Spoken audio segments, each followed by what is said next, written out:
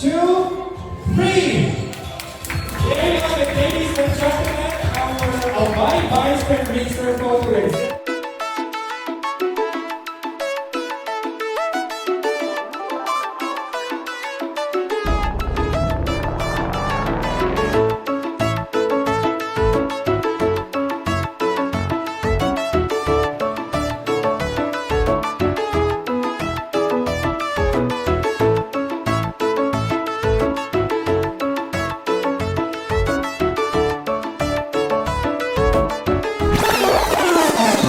Ang Albay Biosphere Reserve ay na-proclaim po siya noong March 2016 doon po sa Lima, Peru. Ano po itong Albay Biosphere Reserve na ito? Ang biosphere, it encompasses the entire province of Albay, covering the diverse ecosystems, sabi nga kanina, as volcanic landscapes, marine habitats, forest, and agricultural areas. We are promoting and disseminating the importance of biosphere in our daily life and in community in general. So lahat po ng audience na naandito, mga students, government employees, and other stakeholders, welcome po sa ating lahat para ma-witness natin ang special event na ito. Sa Provincial Government of Albay, sa Bicol University, and of course sa DENR and sa office po ng 2D Albay, maraming salamat for making this event possible.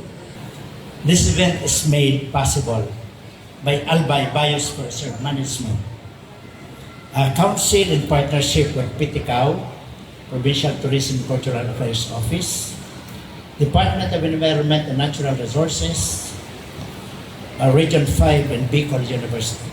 We are even thinking of that Mayon volcano being the Biosphere Reserve by UNESCO to also consider as a volcano. Because when we say that volcano is a biosphere reserve, sa tingin natin yun because of the mountain slope. One of the biospheres example is highly sloped mountain. So yan ang example. So for this, I would like to congratulate DOTI, DNR, Bicol University, and the Department of Tourism for this very important event, and hoping that will not just be ending in this event, but hoping to have a lot more for this very important presentation, as this will give us learning and insights, not only for us, but of our future generations. Provincial Administrator Dr. Cedric Dae. At Bicol University, we recognize the vital role of education and research in fostering sustainable practices and environmental protection. And our dedication to these principles are well articulated in our academic programs, community outreach, and research initiatives aimed at fostering sustainability and conservation. On behalf of Bicol University, we give our commitment and our 101 support for this kind of project. We would always be willing to be of assistance. Of course, I'm just very happy that the chair of this committee is my good friend, so our doors will always be open to provide the necessary assistance at Senacademe for this noble purpose. And again, my warmest congratulations, and let's have a meaningful celebration of this day. Just mabalos po, and more power to Albay Province. Thank you so much. The fact that we are all here today is an achievement itself, demonstrating our collective commitment to safeguarding biodiversity. Specifically, the Albay Biosphere Reserve.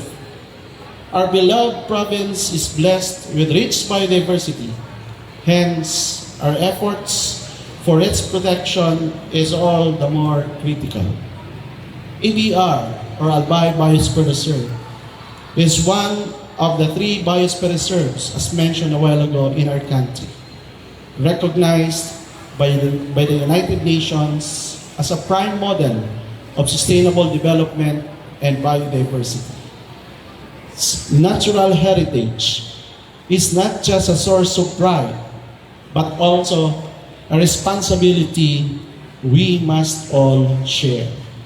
The DENR, as the co-chairman of the ABR, fully supports the implementation of the ABR and its commitment to provide technical assistance on its protection and management. Mabuhay ang Albay Biosphere Reserve.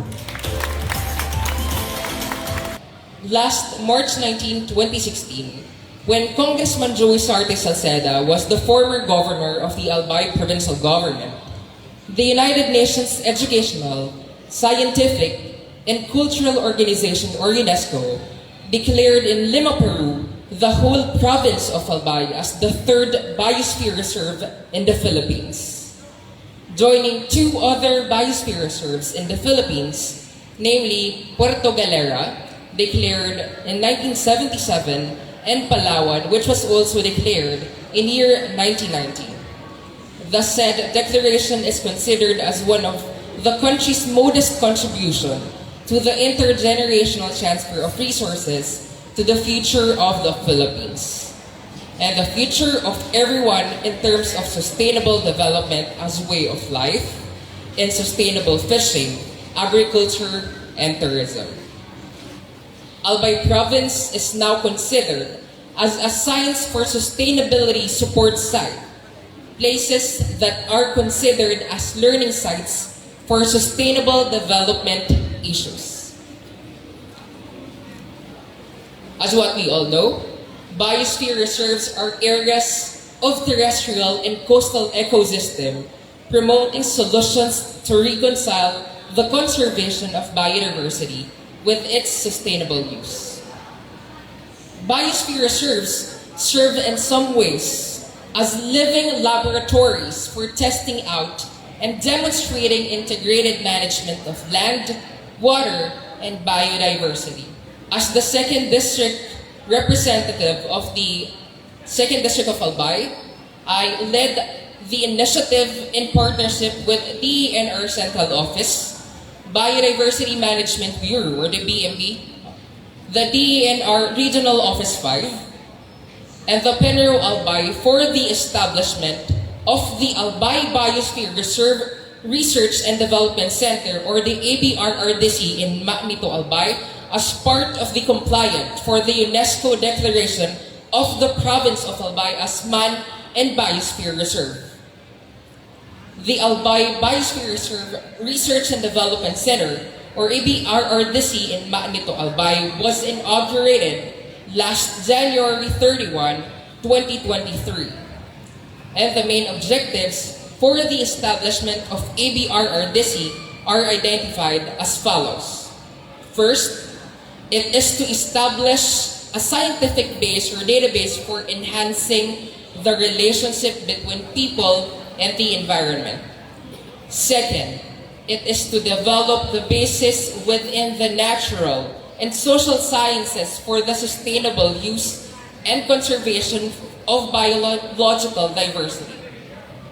Now, as we celebrate today, the 2nd Albay Biosphere Reserve Day and the 3rd International Day for Biosphere Reserve, let us honor the breathtaking natural beauty and rich biodiversity of this Philippine treasure.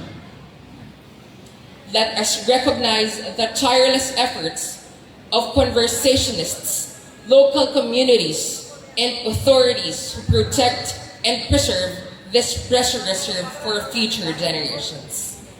Let us all work together to protect, conserve, and restore our biodiversity.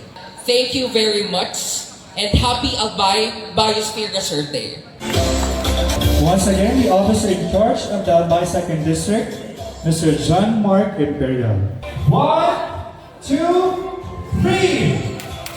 There you have it, ladies and gentlemen. Our Albay Biosphere Reserve photo exhibit is now open.